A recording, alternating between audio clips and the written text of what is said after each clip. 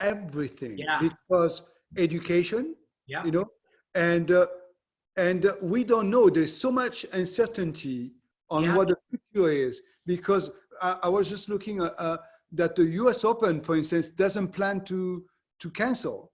Yeah. They're going It'll forward. be no spectators, right? Oh, is that right? I think it's going to be broadcast, but there will be no spectators. That's what I heard last. I'm not sure if that's still. No, but that makes sense. That's what I was wondering. Yeah. Because a I friend of think. mine is the coach of a tennis player. I forgot Yeah. the name, but and he was telling me that he was coming to the U.S. Open, and I'm saying, "Oh God, what's going on here?" And Yeah. How's that going to happen? I looked online, and it says that it's still going. But Scott Galloway, I'm sure you're familiar with. Yeah. I'm listening to his podcast every week, and you know, he is adamant about how stupid the government and how some of the dean are still pretending that they're going to have courses head shoulder to shoulder. So Yeah. everything shoulder to shoulder is going to be affected a great deal. I don't know. It's crazy. Oh, for sure, for sure. I have a little one, and we're waiting to hear back on what school is going to look like for her in the fall. So it's just crazy. It's crazy. Exactly, exactly. And you, how are you doing? How's your business? And You know, Frederick, like everything, you know, business is definitely challenged right now. I think Hearst, which is the company that Oprah Magazine is part of, has fared a lot better than some of the other big publishers. right, So we've been fortunate enough not to have any layoffs or any of that. But it's tough. It's really tough. As far as doing the job, that's been like surprisingly easy. The shift to this sort of remote working has been yes, surprisingly easy. But other things, of course, are for sure shifting. yeah, yeah. I think you know the administrative, the marketing, the finance, all of these things that we do, the corporate basically businesses has been. I mean, Francie, I'm sure you can attest to this, but it has been so productive, so Yeah, good. Even yeah, though it's strange, but it's been very productive. right. Same here. I almost feel more productive in some Yeah, respect. yeah, In some exactly. respects. Yeah. And sorry about the other day. I mean, I don't know what happened, but you know, we hang on there for a long time. I was actually in Europe, in France, but it was unfortunate. So what is happening with that interview? Is that I mean that webinar? Is it going to happen again or not? So these sessions, we're actually re-recording them right now, and they'll go back up on the website for the duration of the year. So attendees who bought tickets to the webinar can actually log back in and watch these sessions that we're recording now. Great, perfect, brilliant. Thank you. Yeah, thanks for joining us, Frederick. So I'll let you two start the conversation and take it away, and I'll be here recording. And you know, when are you going to count me down? And should I wait for a little period of time before I start? Yeah, we can go ahead and start kind of right now. I'll just go ahead and mute my mic, and then I'll give you can give about 5 or 10 seconds just for a clean edit point, and then you can take it away. Great. Thanks, Brian. Thank you, Frederick. Thank you. Hi, everyone, and welcome to today's panel, New Beauty, How Ethics Are Changing the Industry. We have an incredible panelist that I'm going to be talking to today, the legendary Frederick Fekkai, who I'm so excited to chat about how the future of beauty looks in regard to vegan and eco-sensibilities. My name is Brian Underwood, and I'm the beauty director of The Oprah Magazine. And I'm excited to jump in and get started with Frederick, but just wanted to go over a few quick housekeeping things. Please feel free to engage with us socially at glamhive.com, at Glamhive, using the hashtag GlamHiveLive. And we'd like to give a big shout out to our sponsor, Mary Kay and the Mary Kay Global Design Studio. And without further ado, I introduce you to Frederick Fekkai, the man who is essentially responsible for introducing the concept of luxury hair care to the US market. Frederick, so glad to see you and talk to you virtually. Thank you for having me. Thank you. So, Frederick, I think this topic is so germane to what you're doing right now. Frederick, you recently relaunched your brand under the moniker of Fakai. And this idea of a brand with purpose, this idea of a brand with social responsibility, I think feels very endemic to what you're doing right now with Fakai. Was that always part of the plan when you were relaunching this brand? Brian, it's a good question. When I sold my company a few years ago, I thought, that I was going to move on and do other things in my life. And then, years later, I find myself that, my life has changed. My life and my family, my wife and I, we all of a sudden realized that we were living a different and cleaner, healthier way. Yeah. Everything, not only the intake in our body, but also the surrounding in our house and all this. So we bought, a company that was locally made in south of France, where they were celebrating basically what we call the savoir-faire, the know-how in France, all made by hand, crafted by artisan and all this. This is Bastide, correct? Bastide, exactly. And then we realized that we were using really sustainable packaging, yep, and really clean formula. And when the opportunity about November 18 arose about acquiring my namesake brand Fakai, I said to myself, I gotta do it, but in a different way.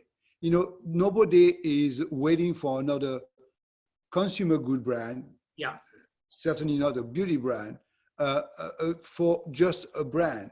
So it needed to be something that, first of all, I would feel good about. By the way, I treat business, it's an interesting thing. I'm not, an MBA kind of guy or a financial guy, I treat business like my home or my family. So it needs to be something that I believe in before I do anything. So anything, whether it's a product, strategy, distribution, vision, and so on. So having said that, I realized that, doing another brand, it needed to be something that will pamper us with care and caution, and to make sure that we were using formula that had no toxic ingredients. So no paraben, no phthalates, no silicone, and so on and so on. And also, I want to make sure that it would take care of the environment and our planet. So we found an amazing guy, actually, a wonderful man that has a business in Canada and here in the States and actually in Europe, who basically recycle plastic and use it to mold the new plastic. And so our bottles are made out of 95% of recycled plastic. The other 5%, it's the tint, the color that we use for each bottle to change, but it's 100% recyclable. And we have, this 15 SKUs of product today that are, I'm proud to say, wonderful, great performance for the hair, because that's important, but clean as well. Because, I want to make sure that when I wash my hair in the shower, that I don't feel guilty about harming the ocean, killing fish and stuff like that. So to me, that was my mission. And I think that as an artist, you are so associated with performance. And was it hard for you in developing this brand, or were there challenges in developing this brand between sort of focusing on those eco sensibilities that you just mentioned and getting good performance from the products, which I know is also, obviously really important to you? Yes, it's so good that you ask these things, because, years ago we could not, yes, you could do clean formula, you could do sustainable, but the choices were so slim, so minimal. The cost of good was so high, and the quality, the performance was not there. So unfortunately, clean formula, all of this were associated with lack of performance. Right. So today I'm proud, and I'm screaming out there. I'm just like basically making loud to show that those products are full of performance. Yeah. And that is the beauty, because we work with first of all, we work with a state-of-the-art lab here in the US that has, you know, access to great technology, great ingredients, and we have amazing substitute, and it's a wonderful, you know, it's amazing when you think about that. There's, you know, some MIT people who are actually studying, you know, a derivative of plant and extract to allow us to have access to amazing ingredients. So yes, so today we are so happy to have, you know, performance in a product, and it's going to be better and better, by the way.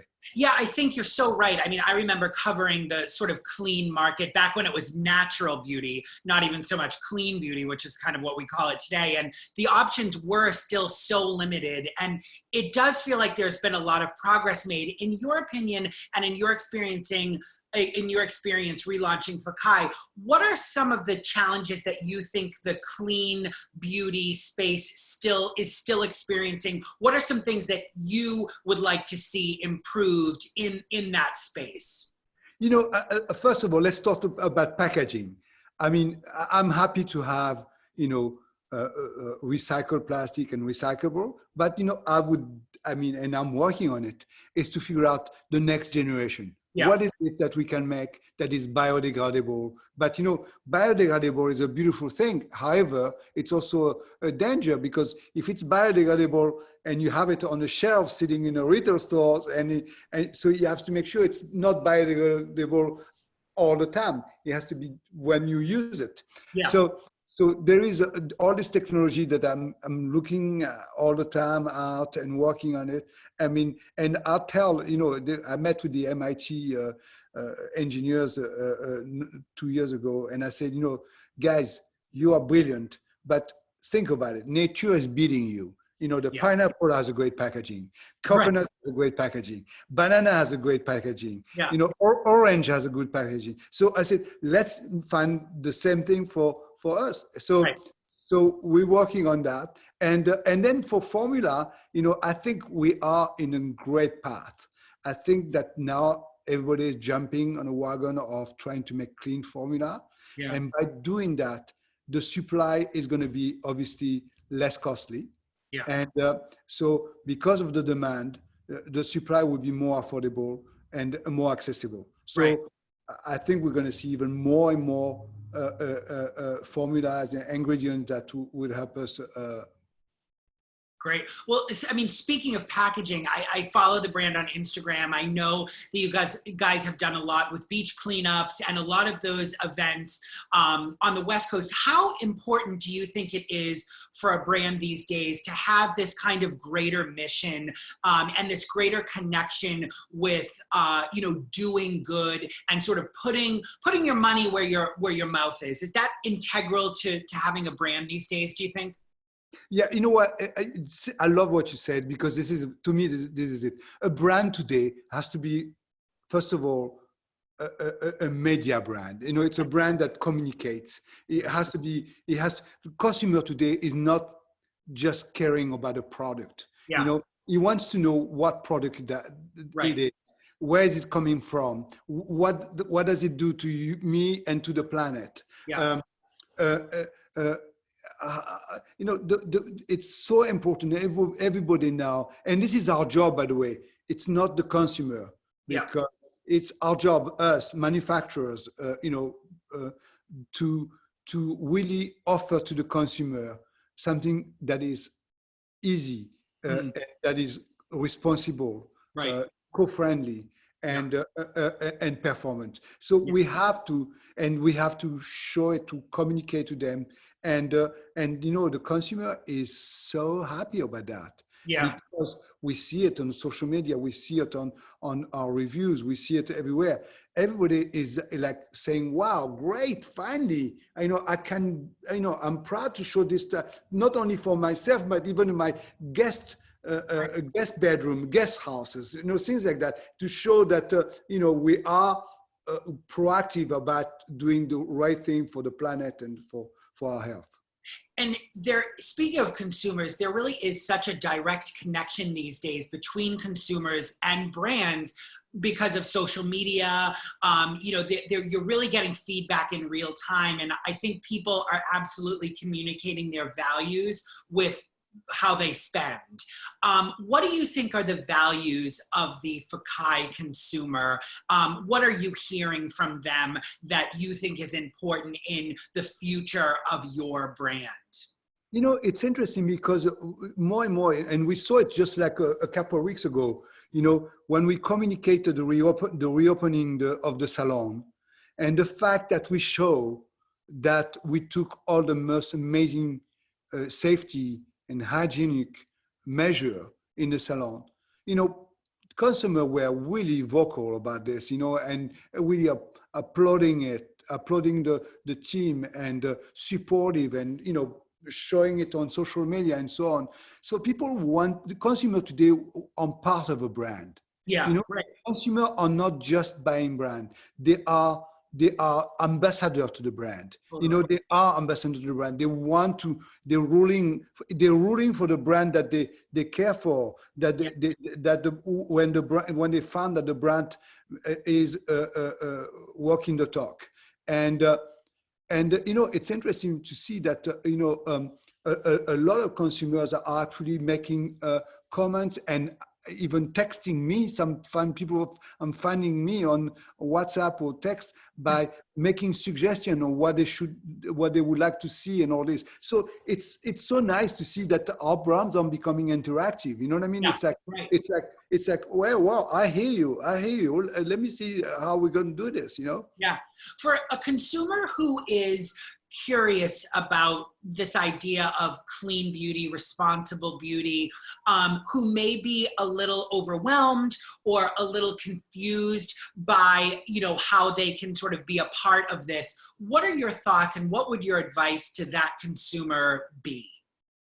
You know, I think it's so important to, first of all, today the world has changed. And we have at our fingertip so much information. Yeah. So much information. So it's important to find out, you know, there is a risk that sometimes, you know, people, brand label themselves as natural or whatever. Yeah. But I think it's important to check. We for instance, in our bottles, will put all the little symbols about vegan, sustainable, cruelty-free, so on, so on, so on. But it's so important because the consumer, first of all, gets educated and also is already educated, and they want to know why they should buy this product. What is it that makes this product, you know, desirable? So of course they want to know where. Usually, well, the provenance is, you know, of the bottles. For us, for instance, we are so happy and proud to do that. Everything is made in USA. Yeah. You know? And in the past, it wasn't like that. You know, it was made in China and whatever, some other country. But today, we are everything made 100% made in USA with, you know, packaging, ingredients and so on and so on. And the consumer today love and appreciate the fact that we will take them through. You know, consumer don't want to see a finished product. They want to know how this product came to life. They want to be part of it. They want to see the chain. You know what I mean? How is this baby born and how did it get to life? And that's what we are trying to show to our customer. And are you seeing this increased interest from retailers as well? Is there a change in your opinion that you have witnessed at the retail level as well? Yes, but you know, you think about it. A few years ago, there was only just a few boutiques that were carrying, you know, a Credo Beauty and Four Lane and so on and so on. So then all the chain joins, you know, the big one, you know, which Sephora, and now Ulta has an amazing department called Conscious Beauty. By the way, I love that, the idea that it's conscious beauty, you know, and that word means everything. And we are actually going to be the pioneer in the hair category Yeah. at Ulta Conscious Beauty. Yeah. And it's great because we will be joining many skincare brand, many makeup brand, cosmetic brand. And we see that, today, first of all, the retailers have no choice. Yeah, right. It's consumer demand, really. Exactly. The consumer wants that. Yeah. And they will miss if they would not do that. And by the way, it's no pun intended, but it's a fresh, clean atmosphere when you go to a store like that you see that there is conscious beauty or clean beauty or so on. It's great. It makes almost like a ball of oxygen into the store. Right. It's like, oh my God, I'm seeing some green, I'm seeing some oxygen here. Right. Right. What does conscious beauty, what does that mean to you when you hear that phrase, conscious beauty? It means two things. It means first that I'm getting aware of the ingredients, the importance of the ingredients for performance and safety. Yeah. Okay?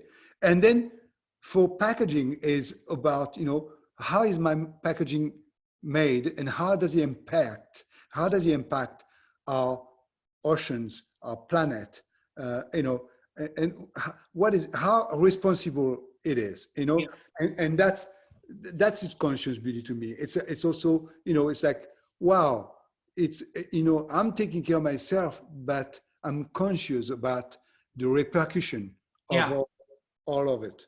Yeah. With so many brands out there right now, the industry has just grown by leaps and bounds in the last decade or so. I think the visuals of it really play a huge role. So when you were envisioning how your brand would come to life visually, what was that process like? I love the color palette. It's beautiful. It's soft. It's these sort of pastel hues. What was that process like for 12 you? hours. It's interesting because, I wanted to make sure that the packaging reflect a little bit the historic of our brand. So, and they were colored, but also it was very important to me to make sure that there was no excess packaging. Mm-hmm. That if you see our plastic is not too thick, it's not too thin, so that it can be not too fragile, but all of this. But I loved it also, the idea to make sure that, for instance, one thing that I get a kick out of is because I drove my team crazy about it. But, one thing that annoys me the most in the shower is that when I have the water running and all this, and all of a sudden I have to choose between the conditioner and the dampener, and the conditioner and the shampoo. And I don't have my glasses, so I have no idea which one is which. So So I purposely asked to make sure that the top cap, had a different color than the shampoo. So that you don't, you don't confuse both of them. But things like this, to me, it's where I get, having fun. And also, of course, the packaging, the idea of having, the color right, and the fact that, unfortunately, we have to pack a lot of information on it. So you have a lot of, but I'll try to make it as clean as possible so that it's modern and relevant. And performance-wise, purely from a performance perspective, what do you think today's consumer is most looking for in her hair care products? And I know that, lots of people are looking for lots of different specific things, but are there a few sort of overarching, results-oriented benefits that you see people are really searching for right now? Yes. So the thing that is important is that because of color treated hair, because of chemically treated hair, keratin and so on, or even just the environment, it's drying extremely the hair and making the hair also lacking shine and stuff like that. So people are looking for a product that preserves the hair color, number one, and highlight or enhance it. And the number two that we see is basically shine. realize that healthy hair has to be shiny. Mm. If you think about it, when you look at teenagers, what we all dream about is their hair. It's so shiny, it's so pure. So Right. that's what we want to do. So pivoting a little bit, because in addition to being an entrepreneur and a business person, you're an artist. So how do you think this idea of conscious beauty may affect the way salons do their business? It's a very good question. I think that everybody now, even if you go to our salon in Soho, for instance, we use as many,